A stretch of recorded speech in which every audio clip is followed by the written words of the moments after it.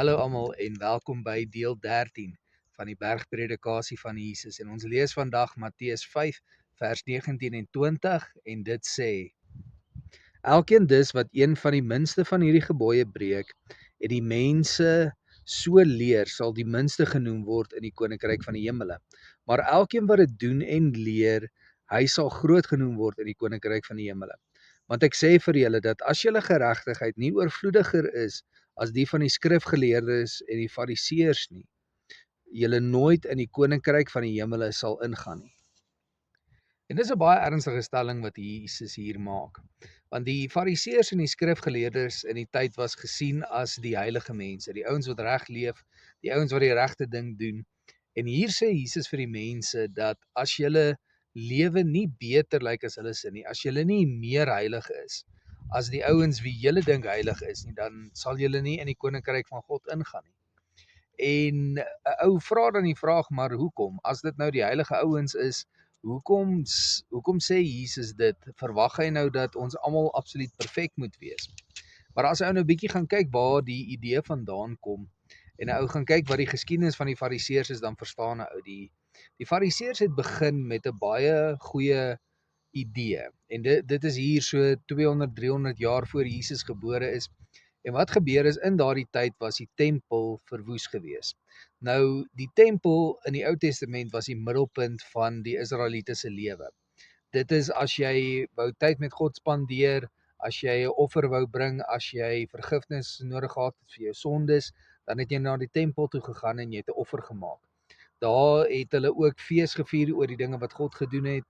Uh Hulle het geleer oor wie God is en die priesters het nie net 'n geestelike werk gehad nie, hulle het ook 'n baie praktiese werk gehad. So die priesters het nie net die offers gedoen nie. As daar 'n kriminele saak was en iemand moes dit ondersoek en regspraak lewer, dan het die priesters dit gedoen. Selfs as huise toegewy is, dan moes die priester dit kom ondersoek het om seker te maak dat dit reg is voor mense intrek. En al hierdie dinge kan 'n ou kry in die Ou Testamentiese wet.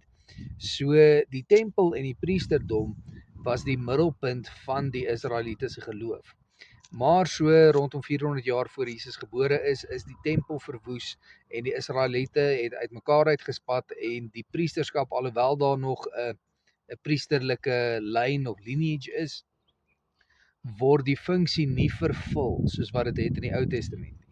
En die volk het begin afvallig word. Hulle het begin afvallig word van die Here, want alles wat hulle geken het rondom hulle godsdiens was weg gewees. En daar het 'n groep ontstaan met die naam van die Hasidem en hulle fokus was om die volk weer terug te kry by hulle geestelike waardes, om God te aanbid.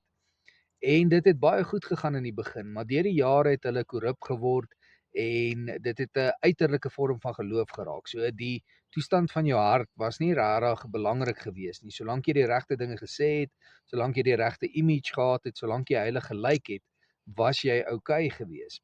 En dit is wat Jesus hier aanspreek. Dis hoekom hy waarsku en hy sê die wat die mense mislei sal die minste in die koninkryk van God wees, maar die wat die regte dinge doen en leer. So dis nie net genoeg om die waarheid te praat nie, maar jy moet dit ook eintlik doen. Jy kan nie vir mense sê jy moet vergewe as jy self wrokke in jou hart koester nie. Jy kan nie vir iemand sê dat hulle moet goed doen en hulle moet gee as jy dit nie self doen nie.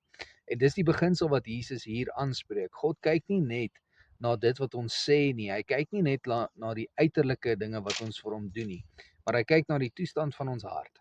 En dis die uitdaging wat Jesus hier vir ons gee. Ons verhouding met hom, ons aanbidding van hom gaan nie net oor die regte rituele doen nie. Dit gaan oor of ons hom najag in ons harte. So ek wil julle vandag uitdaag.